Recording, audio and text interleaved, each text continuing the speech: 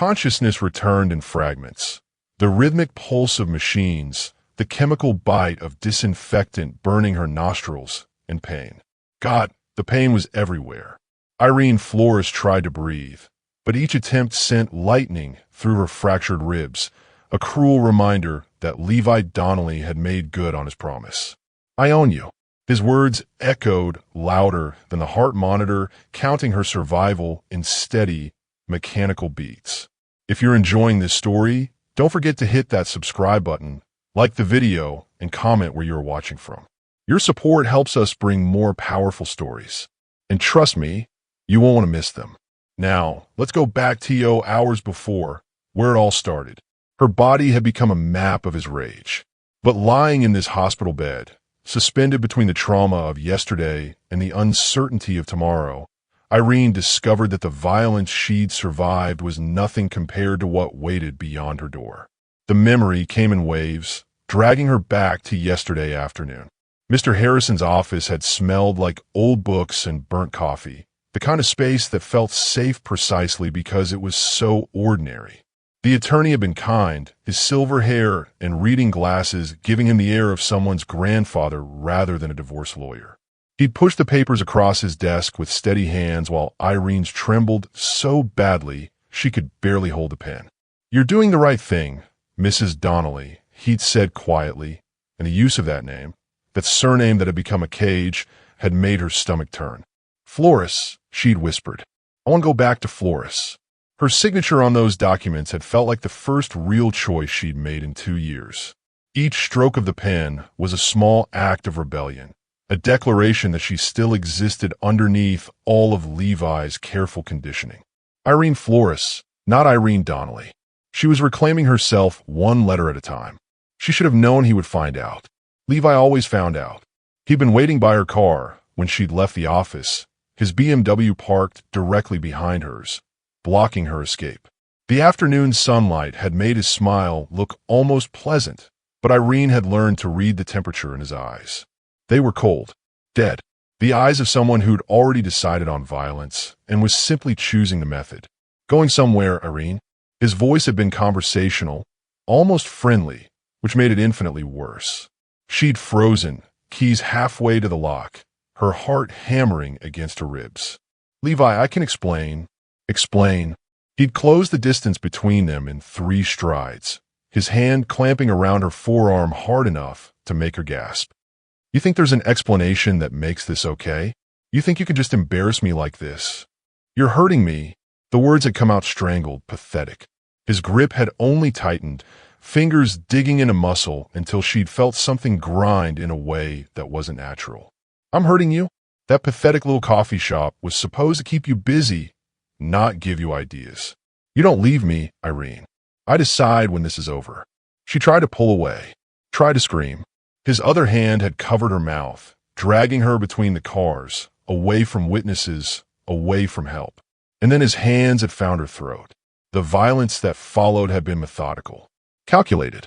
Levi hadn't been lashing out in rage. He'd been teaching her a lesson, inflicting pain with the precision of someone who'd thought carefully about exactly how to break another human being. The pressure on her throat had increased gradually, experimentally, as if he were discovering in real time just how much force it took to make the world disappear. "I own you, Irene." He'd hissed in her ear, his breath hot against her skin. "Say it." She couldn't say anything. The world had grayed at the edges, her vision tunneling until all that existed was his face and the terrible, crushing pressure and the certainty that this was how she would die. In a parking lot in broad daylight, murdered by the man who'd promised to love her. The sirens had saved her. Someone had seen. Someone had called 911. Levi had dropped her the instant he'd heard them, his expression shifting seamlessly into shocked concern, playing the role of terrified husband before the paramedics had even arrived. Now, lying in this hospital bed with her right arm encased in plaster and bruises blooming across her throat in the shape of his fingers, Irene realized she'd traded one nightmare for another. Through the narrow window on her door, she could see them. 2 men, both tall, both standing with a rigid military posture that had nothing to do with hospital security. They weren't checking phones or chatting or doing anything remotely normal. They were standing guard, as if they expected an attack, as if her room had become a battlefield. A woman appeared beside her bed, and Irene's breath caught.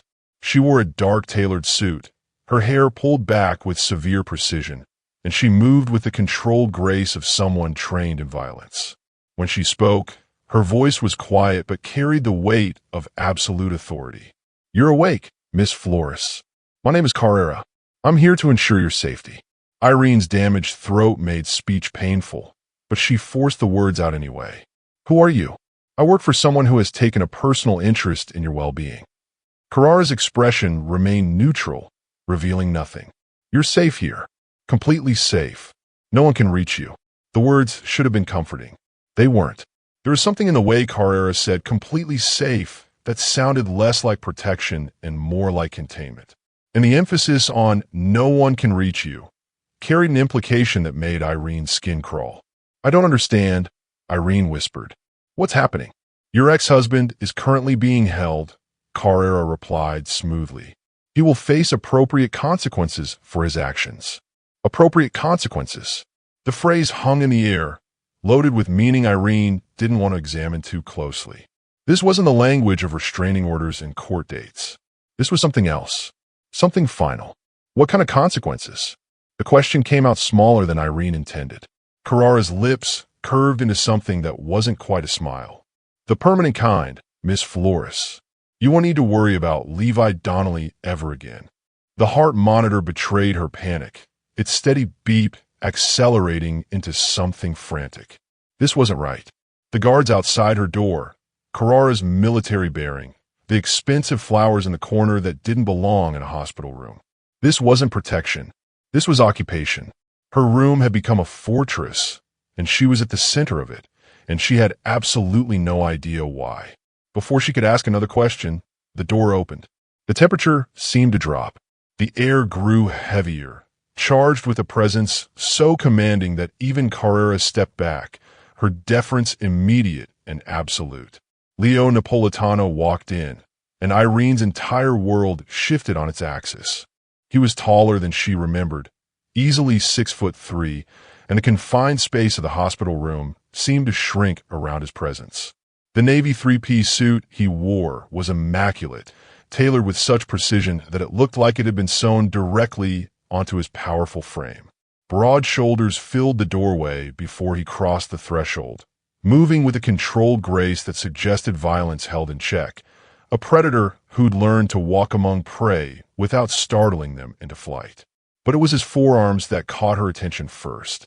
Both sleeves were rolled back to his elbows, revealing intricate black and gray tattoos that covered his skin from wrist to where the fabric concealed them. She could make out Roman numerals, their dates significant in ways she couldn't begin to guess. Roses with thorns that looked sharp enough to draw blood. A phoenix rising from flames, its wings spread wide across his left forearm. Other symbols she didn't recognize, words in what might have been Italian, all woven together in a tapestry that spoke of violence and survival, and something ancient she couldn't quite name. His face was all sharp angles and hard lines, the kind of masculine beauty that came with an edge of danger. Dark hair slicked back with mathematical precision, not a strand out of place. A jawline that could have been carved from marble. And his eyes, nearly black in the fluorescent hospital lighting, fixed on her with an intensity that made her forget how to breathe for reasons that had nothing to do with her damaged ribs. Carrera's reaction was instantaneous. The severe woman who'd exuded nothing but authority moments ago stepped back from the bed as if she'd been physically pushed, her hands clasping behind her back in a posture of absolute deference. Her chin dipped slightly, not quite a bow, but close enough to convey the hierarchy at play. Whatever power Carrera wielded, it was nothing compared to the man who'd just entered the room. "Sir," Carrera said quietly, and even that single word carried layers of respect that bordered on reverence. Leo didn't acknowledge her. His entire focus remained locked on Irene, those dark eyes moving over her with a thoroughness that should have felt invasive but somehow didn't. He was cataloging her injuries, she realized, taking inventory of every bruise, every bandage, every visible mark of violence that Levi had left behind. And with each second that passed, something cold and terrible crystallized in his expression. Rage. Pure, concentrated rage that made the air itself feel dangerous. But underneath it, threaded through it like gold through stone, was something else entirely. Something that looked almost like anguish. Like he was personally wounded by the sight of her lying broken in this bed. It made no sense. He was a customer, nothing more. A man who came into her coffee shop 3 times a week, ordered the same drink, left absurdly generous tips, and barely spoke beyond the bare minimum of pleasantries. Except now she was beginning to understand that whatever she'd thought she knew about Leo Napolitano was a carefully constructed lie. He moved to her bedside with deliberate slowness, each step measured and precise. When he finally stopped, he stood over her, his height and proximity creating a presence that was simultaneously overwhelming and strangely comforting. He didn't sit, didn't try to make himself less intimidating. He simply existed in her space with the confidence of someone who'd never been told no and wouldn't know what to do with the word if he heard it. Irene. Her name on his lips sounded different than it ever had before. Not a greeting, but a claim. A statement of ownership that should have terrified her after what Levi had done, but somehow didn't. Because where Levi's possession had been about control and dominance, about reducing her to an object he could manipulate, Leo's felt like protection. Like he was placing himself between her and every threat the world could possibly offer. She tried to speak and managed only a hoarse whisper, her damaged throat protesting the effort. I don't understand what's happening. I know. His voice was deep, textured like dark velvet wrapped around steel. Every word was deliberate, carrying weight that settled in her chest. And I will explain everything. But first, I need you to hear this, and I need you to believe it. He shifted slightly, and his eyes caught hers with such intensity that she couldn't have looked away if she'd tried. In those dark depths, she saw the contradiction that defined him. Cold, murderous rage directed at the world that had allowed her to be hurt. Profound, almost tender concern directed at her. It was like standing at the intersection of a blizzard and a bonfire, each element distinct yet somehow existing in the same impossible space. You are safe now, Leo said, and it wasn't comfort or reassurance. It was a decree, absolute and non-negotiable, delivered with the authority of someone who'd never failed to keep a promise and had no intention of starting. I promise you, you will never, ever have to live in fear again. The words should have sounded like empty platitudes. Every woman who'd ever fled an abusive relationship had heard some version of that promise from police officers, lawyers, well-meaning friends. You're safe now. He can't hurt you anymore. The system will protect you. Hollow words that evaporated the moment the abuser made bail or the restraining order proved to be nothing more than a piece of paper. But when Leo Napolitano said it, Irene believed him. Maybe it was the 2 guards outside her door, standing with military precision. Maybe it was Carrara's deference, the way this clearly dangerous woman treated him like royalty. Maybe it was the flowers in the corner that cost more than most people's car payments, or the way the nurses moved through her room with nervous efficiency, or the whispered conversations she'd overheard about the 7th floor being locked down. Or maybe it was simpler than that. Maybe it was the look in his eyes, the absolute certainty that radiated from him like heat. This wasn't a man who made promises he couldn't keep. This was a man who reshaped reality to match his will. Consequences be damned. Who are you? The question came out broken, fractured by pain and confusion and a desperate need to understand what was happening to her life. Really? Who are you? Something flickered across Leo's face. Not quite guilt, but close. An acknowledgement that he'd been operating in shadows, watching her from a distance, and that distance had been a mistake. A costly one that had resulted in her lying in this hospital bed with Levi's fingerprints still bruised into her throat. Someone who should have acted sooner, he said, and there was self-recrimination in his tone, a rare crack in his otherwise impenetrable composure. Someone who watched you suffer and convinced himself that you needed to make the first move, that you needed to choose to leave before I could intervene. I was wrong. I don't. Irene's head was spinning, and it had nothing to do with the medication coursing through her fore. I don't even know you. You come into my shop. You order coffee.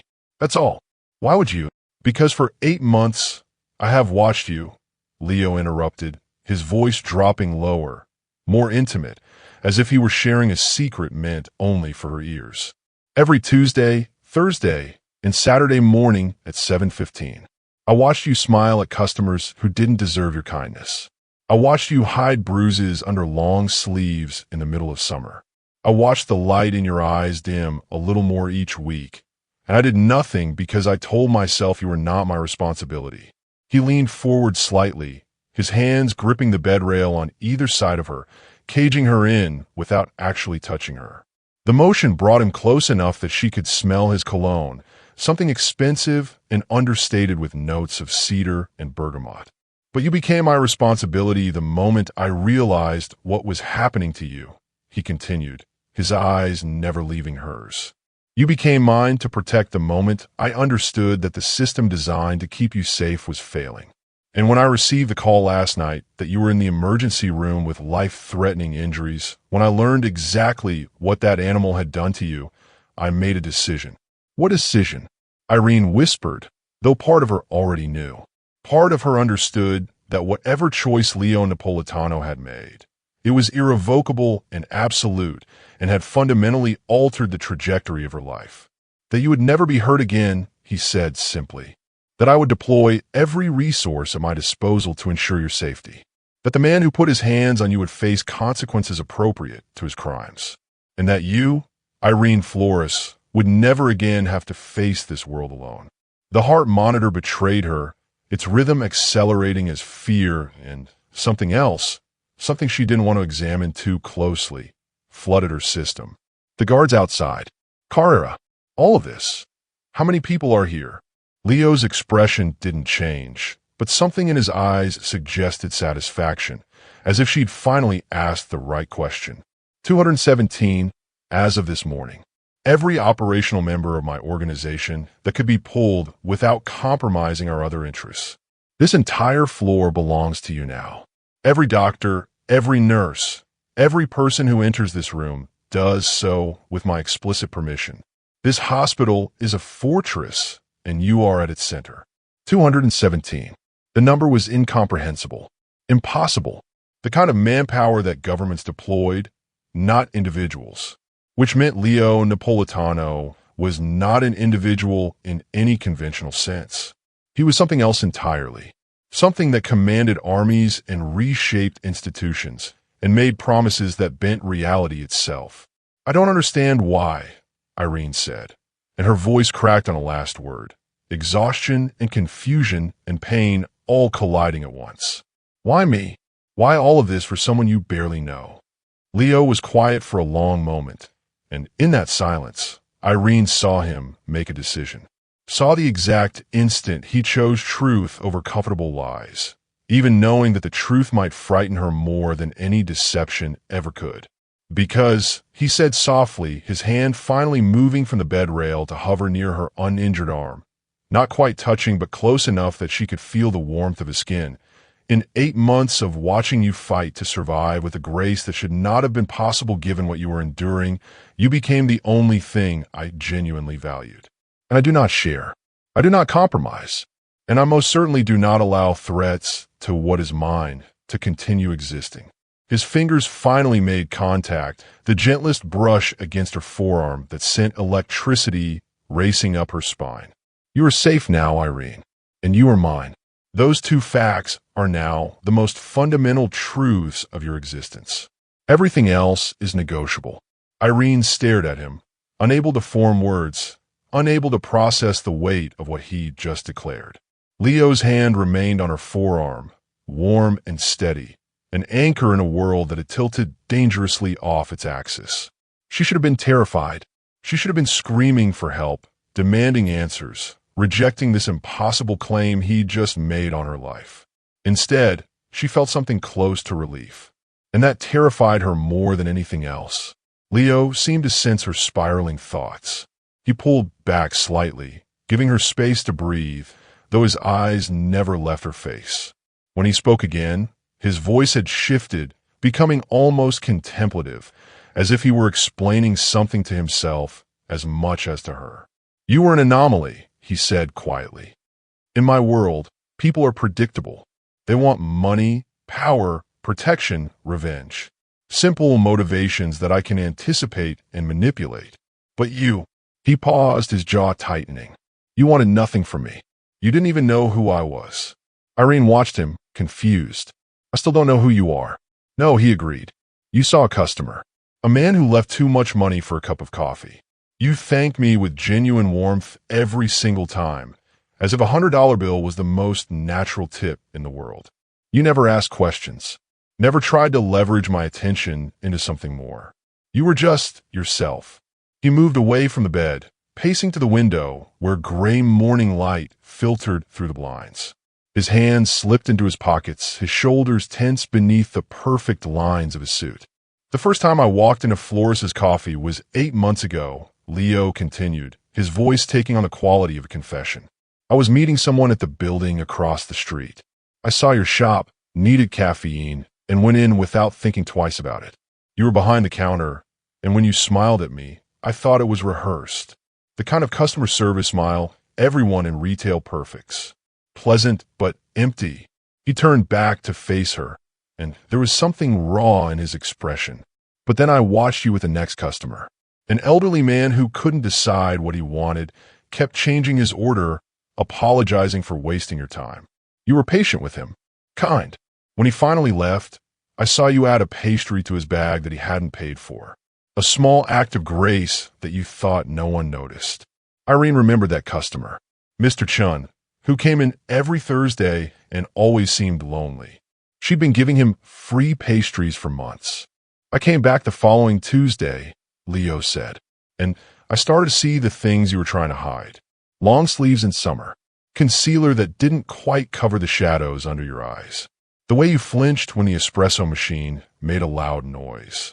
The subtle tremor in your hands when certain types of men came to the counter." His voice hardened. "I ran a background check on you. Standard procedure for anyone who catches my attention. Irene Flores, 26, married to Levi Donnelly for 2 years. Owner of a small business inherited from your grandmother. Clean record, unremarkable life. And Levi Donnelly." He spat the name like poison. "Finance professional. Clean record. Respectable. Boring." Leo's hands clenched into fists at his sides. "I dismissed him as irrelevant. A petty nuisance at worst. The bruises I saw on you, the signs of trauma, I attributed them to general life stress. Failed to see what was happening because I didn't look closely enough at the man hiding behind his suburban respectability." "You couldn't have known," Irene whispered, though she didn't know why she was defending him. "I should have known," Leo countered, his voice sharp with self-recrimination.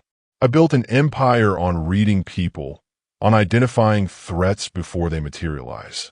But I looked at Levi Donnelly's clean background and his corporate job and his pathetic social media presence, and I saw nothing worth investigating further. I failed you." He returned to her bedside, and the fury in his eyes was directed entirely at himself. "I told myself I was waiting for you to leave him, that you needed to make that choice yourself before I could offer protection. I convinced myself it was about respecting your autonomy, but the truth is I was being a coward. I was afraid that if I intervened too soon, you'd reject my help, that I'd lose access to the only genuine thing in my life." "What genuine thing?" Irene asked, her voice barely audible. Leo's hand moved to her face, his fingers hovering just millimeters from her bruised cheek, close enough that she could feel the heat of his skin, but careful not to cause pain. "You," he said simply. "Every Tuesday, Thursday, and Saturday, you were my reminder that goodness still exists in this world. That fierce economic grace, that resilience in the face of suffering, that light you carried even when everything around you was designed to extinguish it. You became the thing I protected in theory, but failed to protect in practice." His eyes met hers, and the vulnerability there was staggering. "Until last night, when I got the call that you were dying. When I realized that my oversight, my failure to see the monster you lived with, had nearly cost you your life. That will never happen again, Irene. I swear it on everything I am." The words settled between them, heavy with promise and threat in equal measure. Irene understood then what she'd walked into.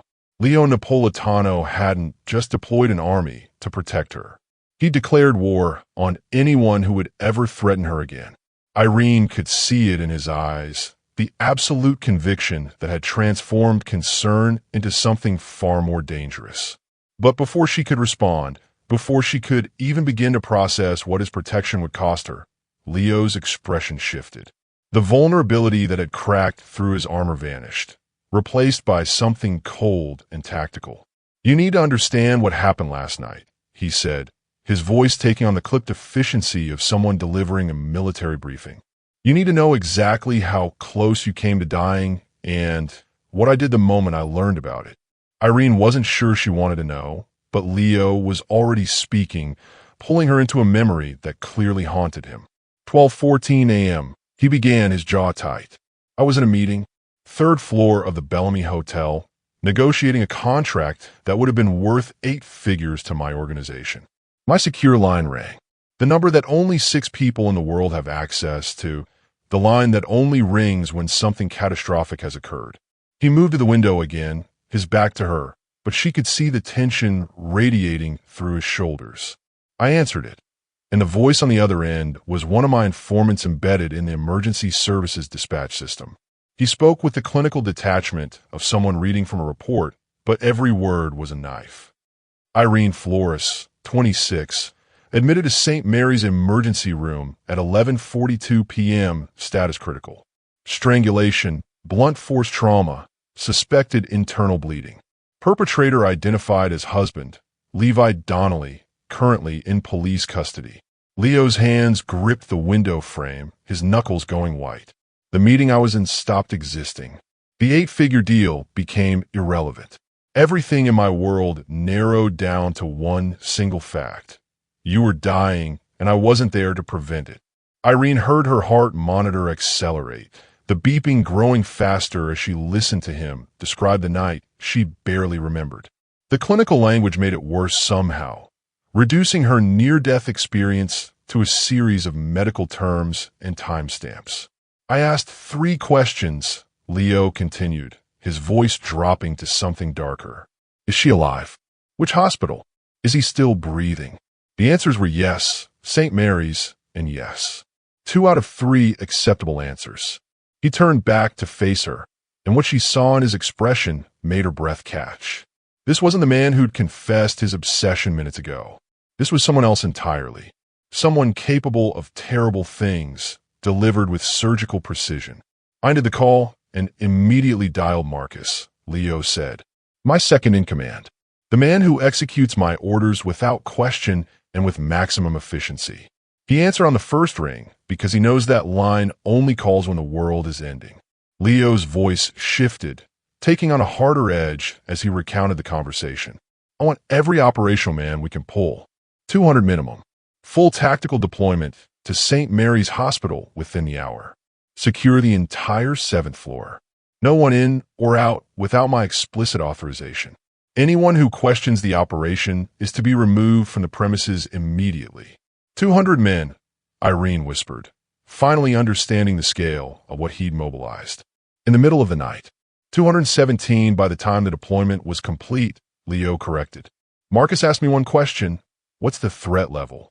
I told him there was no external threat to neutralize. This wasn't about eliminating an enemy. This was about creating an impenetrable fortress around one person who'd been failed by every system designed to protect her. He moved closer to the bed, his eyes locked on hers. I told him this was not a negotiation with the hospital administration. This was an occupation. We would be polite, we would be professional, but we would be absolute. Room 712 was now the most secure location in the entire state, and it would remain that way until I personally decided otherwise. "That's insane," Irene managed, though her voice lacked conviction. She'd seen the guards, felt the weight of the protection surrounding her. This wasn't hypothetical. This had already happened.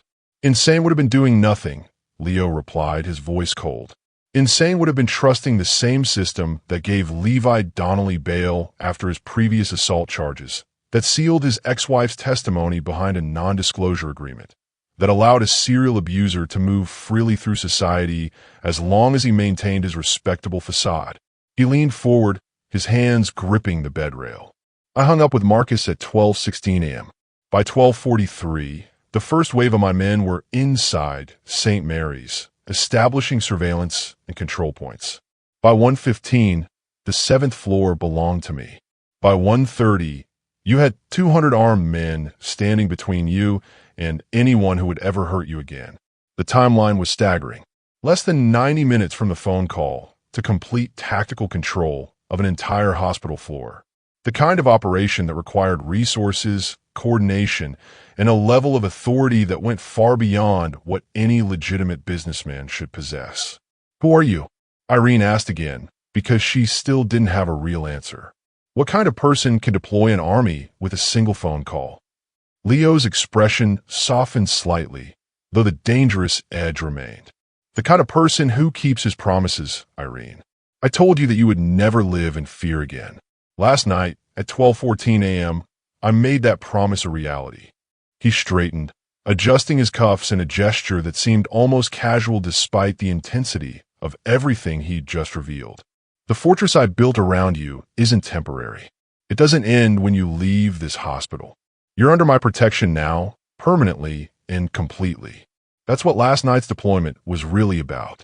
It was a declaration to everyone in my world and yours that you are mine to protect, and anyone who threatens you will face consequences that are immediate, permanent, and absolute. The words should have terrified her. Instead, lying in a hospital bed with Levi's violence still written across her skin, Irene felt something she hadn't experienced in 2 years. She felt safe. Leo must have seen something shift in her expression because his posture relaxed slightly, though his eyes remained sharp, analytical. He pulled the single visitor's chair closer to her bed and sat for the first time since entering the room, a gesture that somehow felt more intimate than anything else he'd done. "You want to know how it worked?" he said, and it wasn't a question. "How we took control of an entire hospital floor in under 2 hours without causing panic or alerting the authorities." Irene nodded because she didn't want to know, needed to understand the machinery that had been deployed on her behalf while she'd been unconscious and dying. "3 waves, Leo began, his voice taking on the quality of someone describing a military operation, which she supposed it was. Each with a specific objective, each time to the minute. Marcus coordinated from a mobile command center we established in a van 3 blocks away. The execution was instantaneous and massive, but it had to appear routine. Invisible. He leaned back slightly, his fingers steepled in front of him. The first wave deployed at 12:43.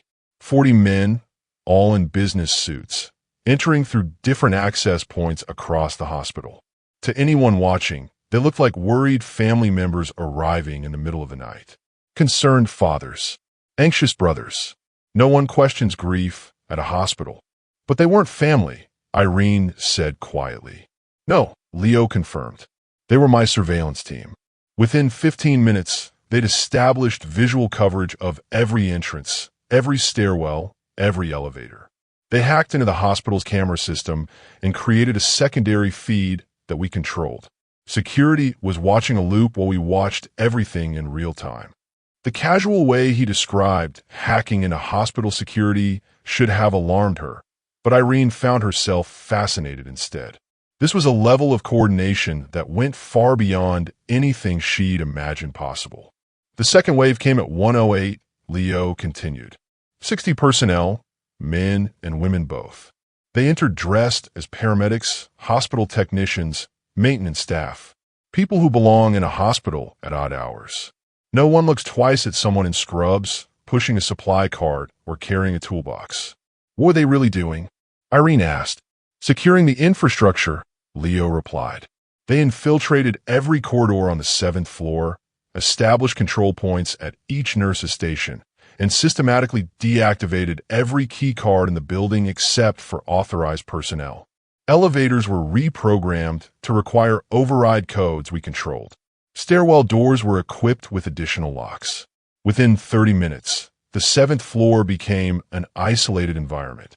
Irene tried to imagine it, tried to picture 60 people moving through the hospital like ghosts, reshaping its very architecture while doctors and nurses went about their business, unaware that control had shifted beneath their feet. The third wave was the statement, Leo said, and something dark flickered in his eyes. 100 men arriving at 1:37. These didn't pretend to be anything other than what they were. Security, protection, force. They wore the suits you've seen, moved with unmistakable authority, and took positions throughout the entire 7th floor. That's when the hospital staff realized something had changed. They must have been terrified, Irene whispered. Some were, Leo acknowledged. But we were professional, polite. We didn't threaten anyone, didn't display weapons openly, didn't prevent staff from doing their jobs. We simply made it clear that new rules were in effect. Dr. Henley, the night supervisor, was the first to confront us. Leo's expression shifted into something that might have been amusement. Marcus handled it personally, walked her to a private office, explained that room 712 had become a protected zone due to credible threats against the patient's life, showed her documentation that looked sufficiently official, assured her that we had no intention of interfering with medical care, but that all personnel entering your room would need to be cleared through our security first. And she just accepted that?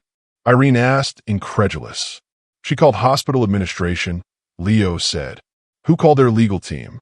Who called their security contractor? Who all reached the same conclusion. Fighting us would create more problems than accommodating us. We weren't breaking any laws, weren't preventing treatment, weren't causing disruption. We were simply providing supplementary security for a patient who'd been the victim of attempted murder. He paused, his eyes meeting hers. By 2 a.m., St. Mary's Hospital had become an impregnable citadel of flesh and steel, with you at its center. Every person on that floor, from the janitors to the attending physicians, understood that room 712 was untouchable, that you were untouchable. Irene absorbed this, the staggering scale of what he'd orchestrated. 217 people, deployed with military precision, transforming an entire hospital into a fortress. For her, because she'd smiled at him across a coffee counter and he'd decided she was worth protecting. This can't be legal, she finally said, though her voice lacked conviction. Leo's smile was sharp, dangerous. It exists in a gray area that my lawyers are exceptionally skilled at navigating. We're not holding anyone hostage. We're not preventing the hospital from functioning. We're simply ensuring that nothing and no one can reach you without going through us first. And anyone who tries will discover exactly how absolute that protection is. He stood, adjusting his suit jacket with practiced ease, every movement controlled and precise. You're safe, Irene. Not because the system is protecting you, but because I've replaced the system entirely. This floor, this room, your life from this moment forward belongs to a reality where I decide who gets access and who faces consequences. And I promise you, those consequences will be permanent. The words hung in the air between them, heavy with implications that Irene couldn't ignore. She'd been accepting his explanations, absorbing the details of tactical deployments and security protocols, letting herself be lulled by the strange comfort of his protection. But now, with those final words, reality crashed back with brutal clarity. Permanent consequences. Replace the system entirely.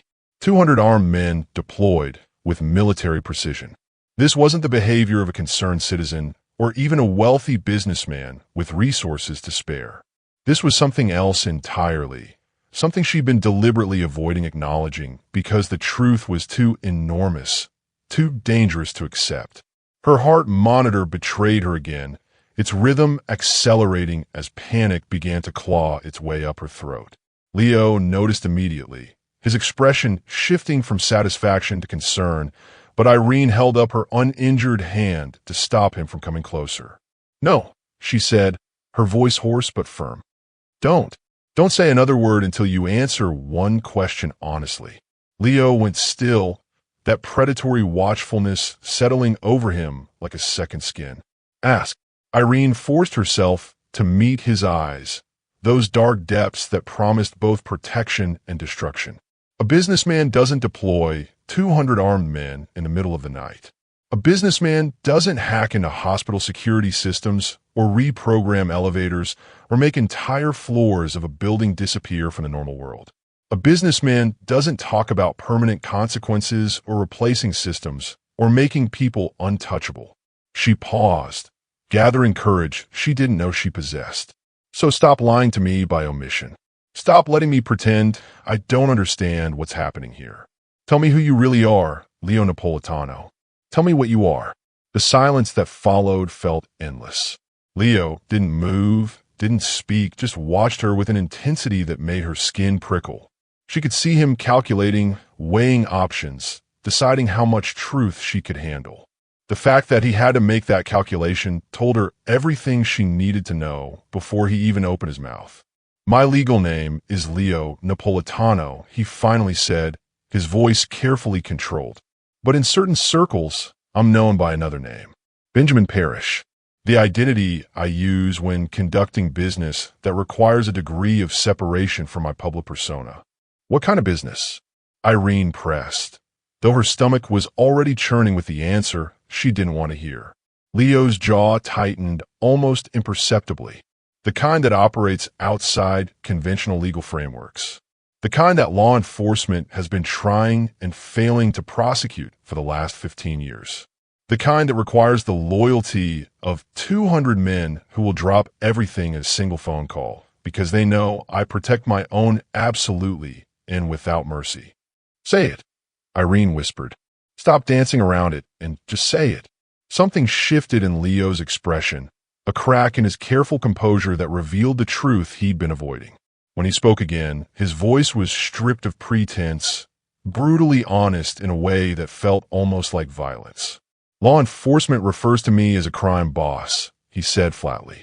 My associates refer to me as the chairman. The media, when they speculate about my organization, uses terms like syndicate, cartel, famiglia. Choose whichever word makes it easier for you to process, but the fundamental truth remains the same. He took a step closer to her bed, his eyes never leaving hers. I'm the head of the largest Italian organized crime organization on the East Coast. I control territory that spans 6 states. I have politicians, judges, and police officers on my payroll. I traffic in information, influence, and occasionally violence when necessary. My word is law to over 300 made men and twice that many associates. I'm everything your grandmother probably warned you about when she told you to avoid certain types of men. The words struck Irene like physical blows, each revelation more staggering than the last. The Mafia. He was telling her he was in the Mafia. Not just a member, but the head. The chairman. The man who commanded armies and bought judges and operated an entire criminal empire from the shadows. And he'd been coming to her coffee shop for 8 months, leaving $100 tips and watching her with those dark, obsessive eyes, and she'd never suspected. Never questioned why a man in $3,000 suits would frequent her tiny shop 3 times a week. Never wondered about the deference shown to him by the occasional hard-looking men who sometimes accompanied him. Oh God, she breathed, and her voice sounded small even to her own ears. You're actually telling me you're a mob boss? Yes, Leo confirmed, and there was no apology in his tone. I'm telling you that the man who's been protecting you, who deployed an army to ensure your safety, who is currently standing between you and every threat in this world, is exactly the kind of monster society teaches you to fear. He leaned forward, his hands gripping the bed rail, caging her in with his presence.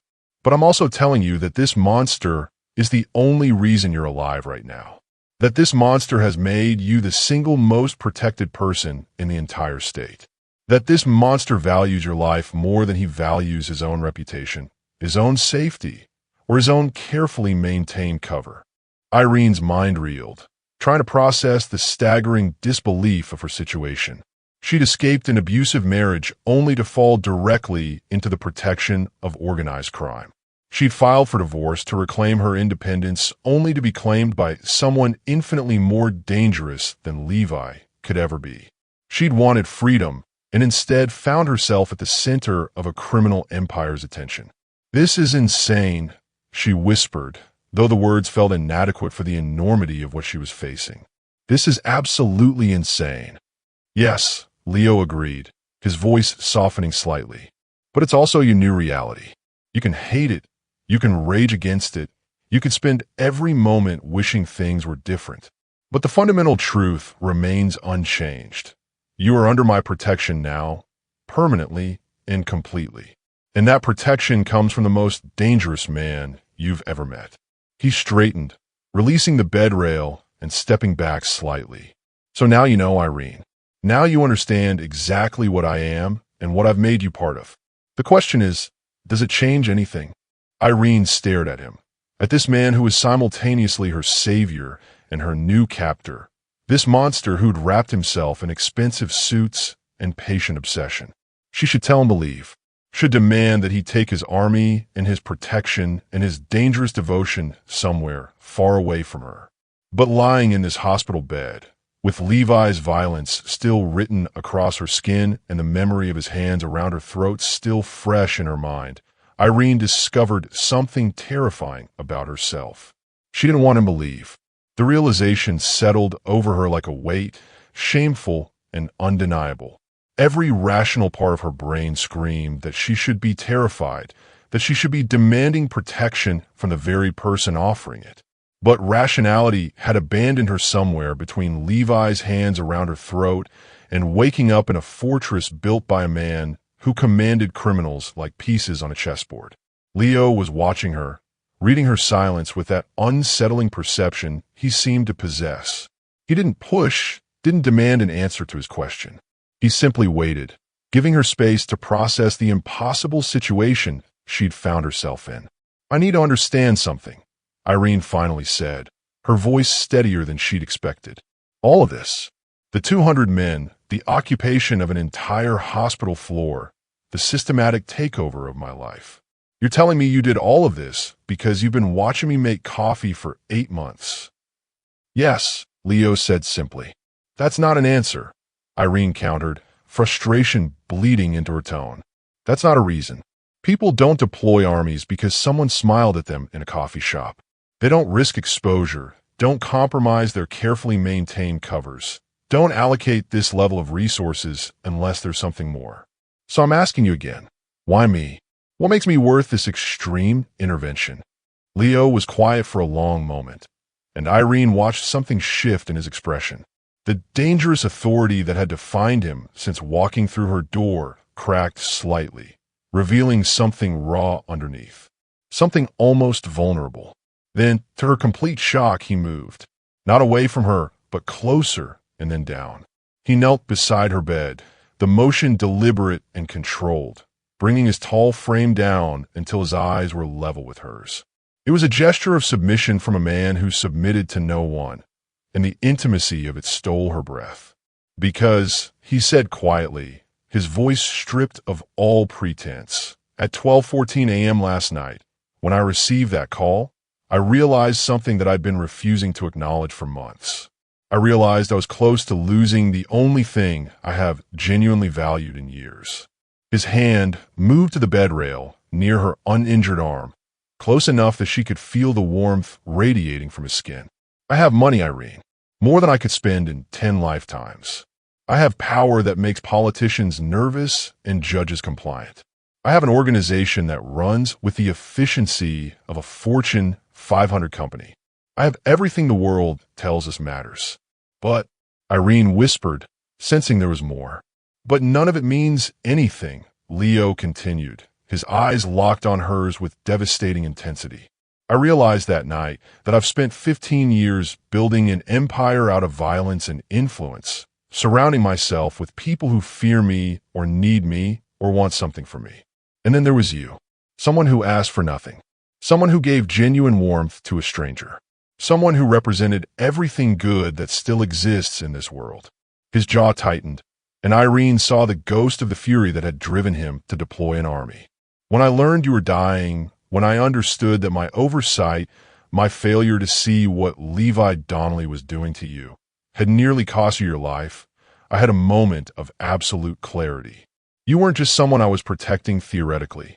You had become essential, non-negotiable, What does that mean? Irene asked, though she suspected she already knew. It means this operation, this occupation, this absolute protection I've wrapped around you isn't charity or kindness or even simple obsession, Leo said. It's the immediate consequence of my realization that you are the only thing in my entire world that I cannot afford to lose, that I will not lose, that I would burn every bridge, sacrifice every alliance, and demolish every carefully laid plan to ensure your safety. He shifted slightly closer, and his voice dropped lower, more intimate. You asked why you're worth this extreme intervention. The answer is simple. Because somewhere between your smile on a Tuesday morning and your kindness to a lonely old man, you became the only light in my very dark world. And I protect what's mine with absolute, uncompromising totality. Irene stared at him, this powerful, dangerous man kneeling beside her bed and confessing that she'd somehow become essential to him. It should have felt like pressure, like another form of possession after years of Levi's suffocating control.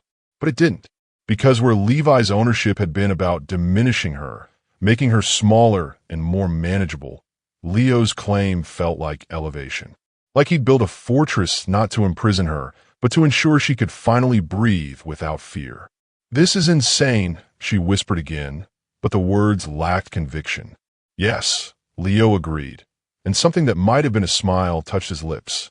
But it's also permanent. I'm not offering you temporary protection that expires when convenient. I'm telling you that from this moment forward, you are under my absolute protection, that you will never again have to face this world alone or undefended. Irene felt something shift inside her chest, something that felt dangerously close to relief.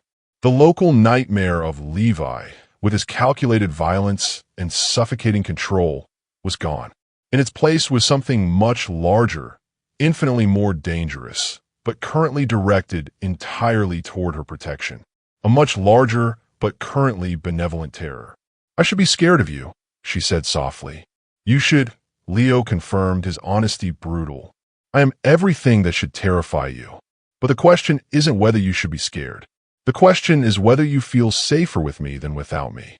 And that was the terrible truth she couldn't escape. Despite everything he'd revealed, despite the criminal empire and the violence and the dangerous obsession, Irene felt safer in this moment than she had in 2 years. The weight of constant vigilance, of always bracing for the next assault, of existing in a state of perpetual fear, had lifted. Not because Levi was in custody, but because someone with actual power had decided she was worth protecting. I don't understand this, Irene admitted. I don't understand how this is my life now. Leo rose from his kneeling position with fluid grace, though his eyes never left hers. You don't have to understand it. You just have to accept it. Accept that you're safe. Accept that you're protected. Accept that the world you knew before last night no longer exists, and in its place is something far more secure. He reached out slowly, giving her time to pull away, and his fingers brushed against her uninjured cheek with shocking gentleness. You're mine now, Irene. Mine to protect, mine to defend, mine to ensure never suffers again. That's your new reality. And I promise you, it's better than any alternative. The profound, dangerous peace that had been building inside Irene since he'd first walked into her room solidified into something absolute. She was being claimed by a monster, yes. But for the first time in years, she felt like she could finally stop running. The moment stretched between them, fragile and profound, until the door opened with a soft click. Carrera stepped inside, her movements precise and efficient, carrying a tablet and maintaining the careful deference she'd shown since Leo arrived. She didn't interrupt, simply positioned herself near the wall and waited for acknowledgement. Leo straightened, his hand dropping from Irene's face, though his eyes lingered on hers for one more moment before he turned to his second. Report. Current deployment status, Carrera began, her voice clinical. 214 personnel on site, rotating in 8-hour shifts to maintain optimal alertness. Perimeter secure. All medical staff have been briefed and are cooperating fully. Dr. Patel will be performing rounds in approximately 30 minutes, and has agreed to consult with you before making any changes to Miss Flores's treatment plan. Irene's head spun at the casual way Carrera discussed the occupation, as if commandeering an entire hospital floor was routine business. Wait, you're coordinating with my doctors? All medical staff on this floor are under the chairman's direct authority for the duration of your stay, Carrera replied smoothly. Their primary obligation remains your medical care, but all decisions regarding your treatment, visitation, and discharge are subject to his approval. That can't be legal, Irene protested weakly. It exists in a gray area that serves everyone's interests, Carrera said, her expression neutral.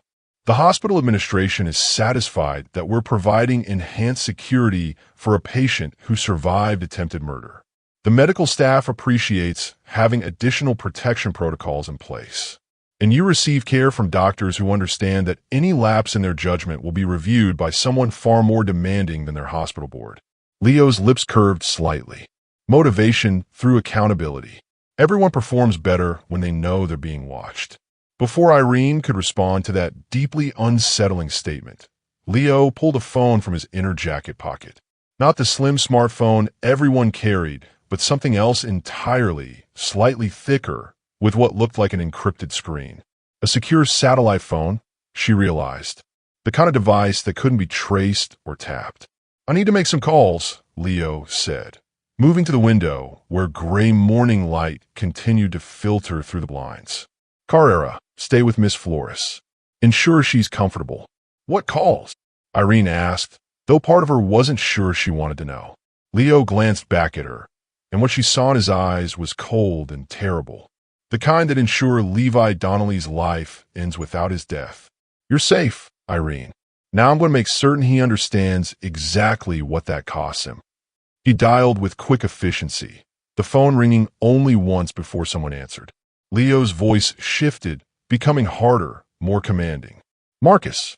Status on the Donnelly matter. Irene could hear the faint murmur of a response, but couldn't make out words. Leo listened, his expression darkening with each passing second. Not sufficient, he said flatly. I want a complete financial audit going back 10 years. Every account, every investment, every asset. Find the irregularities, and there will be irregularities. Men like Donnelly always cut corners. I want his professional reputation systematically dismantled before he sees a courtroom. Another pause. Leo's jaw tightened. The criminal charges need to be maximized. Attempted murder, not just assault. I want every prior incident documented and submitted to the prosecutor. Make sure they understand that this is a pattern, not an isolated event. I want him facing 20 years minimum, and I want bail set so high that he rots in county jail until trial. Irene's breath caught. She'd wanted Levi to face consequences, wanted the justice system to finally see him for what he was. But listening to Leo orchestrate his destruction with such clinical precision was both satisfying and terrifying. And Marcus? Leo's voice dropped lower, more dangerous. Pull everything on his relationship history. Ex-girlfriends, former fiancé, that first wife he never talks about. I want to know if Irene was his first victim or if there's a pattern we can establish. He ended the call and immediately dialed another number. I need a deep background check. Subject: Levi Donnelly, Chicago office before his transfer.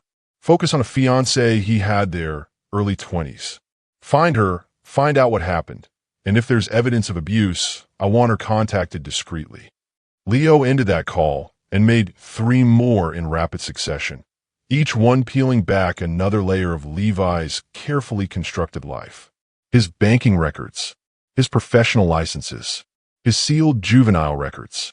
Every secret, every hidden shame, every carefully buried incident was being dragged into the light by Leo's methodical fury.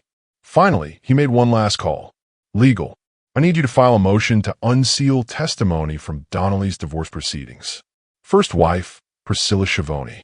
There's an NDA involved. Break it. I don't care what it costs. When he hung up, Leo stood silently for a moment, staring out the window. Then he turned back to face Irene, and his expression was grim satisfaction. Your ex-husband has a history, he said quietly. Marcus found a supplemental police report from Chicago. Domestic disturbance call for years ago. The fiancé dropped charges. Before that, sealed testimony from his first wife's divorce filing. Priscilla Schiavone. She signed an NDA in exchange for a generous settlement. Irene felt ice spread through her chest. He did this to other women? He's a serial predator, Leo confirmed, his voice hard. And he used money, intimidation, and legal threats to silence his victims. Which means everything I'm doing to him now, every resource I'm deploying to destroy him, is justified. He doesn't deserve mercy. He deserves to have everything he ever built torn down around him. What will happen to him? Irene whispered. Leo moved back to her bedside, his presence overwhelming. He'll face criminal charges that will put him away for decades. His professional reputation will be destroyed before trial. His assets will be frozen during investigation. Every woman he ever hurt will be offered the opportunity to come forward without fear of his retaliation.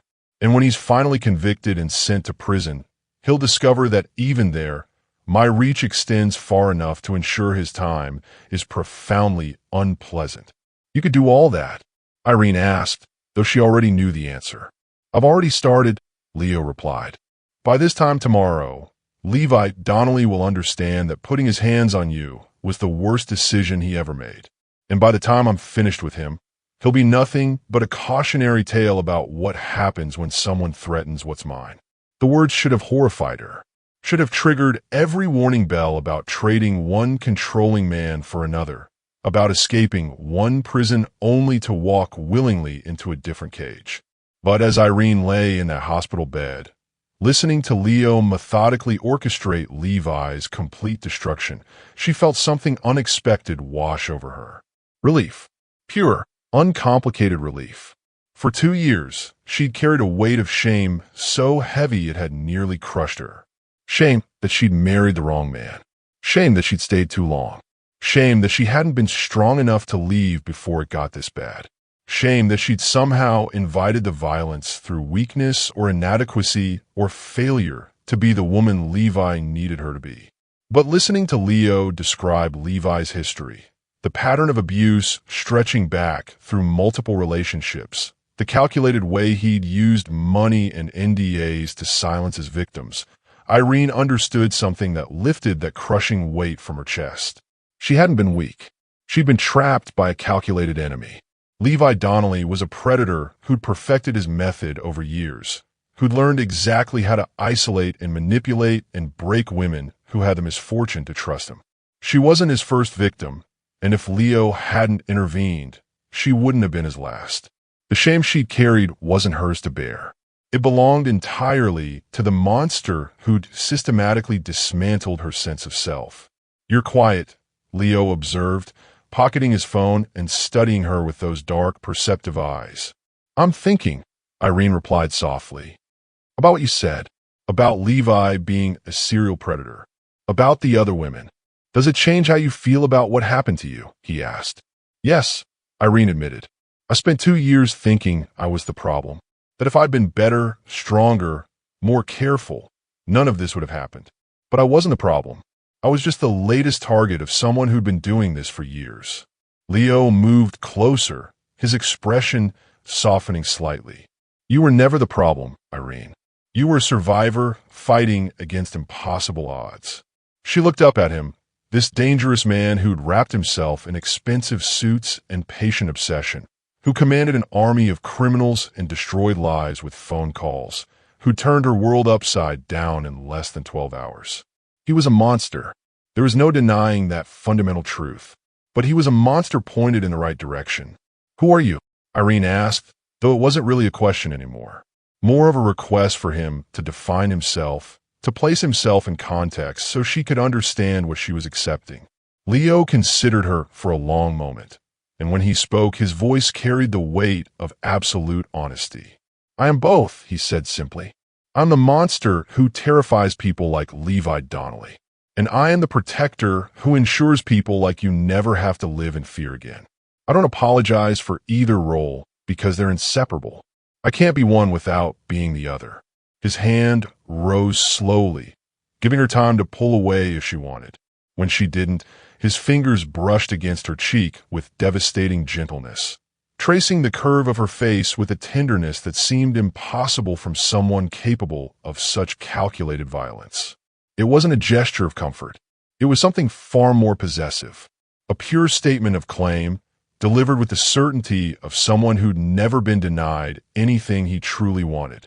"You're mine now," he said quietly, his thumb brushing just below her bruised cheekbone.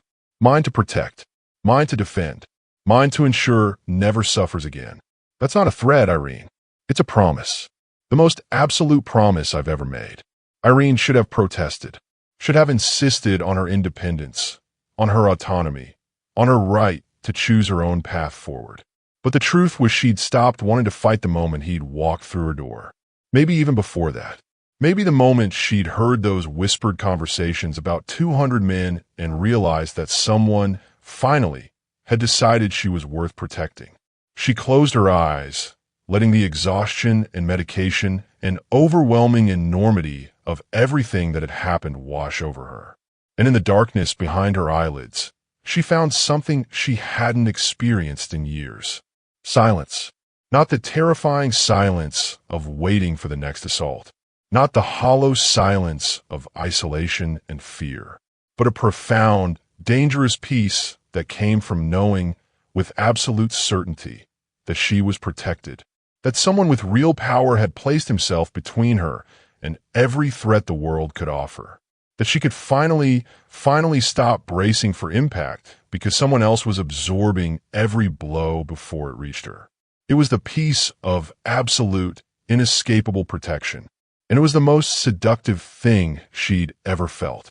"I should be scared of you," she whispered, eyes still closed. "You should," Leo agreed, his voice close to her ear. "But you're not. Not really. Because you understand something fundamental that most people never grasp. Monsters aren't inherently evil. They're simply capable of things that others can't stomach. And right now, I'm your monster. Which means every terrible thing I'm capable of is directed at keeping you safe." His hand remained on her cheek, warm and steady, an anchor in a world that had tilted dangerously. "Sleep, Irene. Rest. When you wake up, Levi Donnelly will be one step closer to destroyed, and you'll be one step closer to understanding that your life has fundamentally changed. That you're no longer alone, no longer vulnerable, no longer at the mercy of men who see you as something to be controlled." "What am I then?" she asked, her voice barely audible. "Mine," Leo replied simply. "Absolutely, completely, permanently mine. And I protect what's mine with everything I am." Irene let those words settle over her like a blanket, wrapping her in a security she'd never known. She was being claimed by a criminal, being possessed by a man who destroyed lives with casual efficiency, being absorbed into a world of violence and power that should have terrified her. But for the first time in years, the constant vigilance that had defined her existence relaxed. The part of her brain that had been perpetually scanning for threats, preparing for attacks, calculating escape routes, finally went quiet. She was safe. Absolutely, terrifyingly, irrevocably safe. And that dangerous peace was worth everything else. Thank you for watching this story to the end. If you enjoyed this story, you will surely love the next one. It's as crazier and more intriguing as you can ever imagine. So do check it out. Click on the image showing on your screen right now to watch the next one.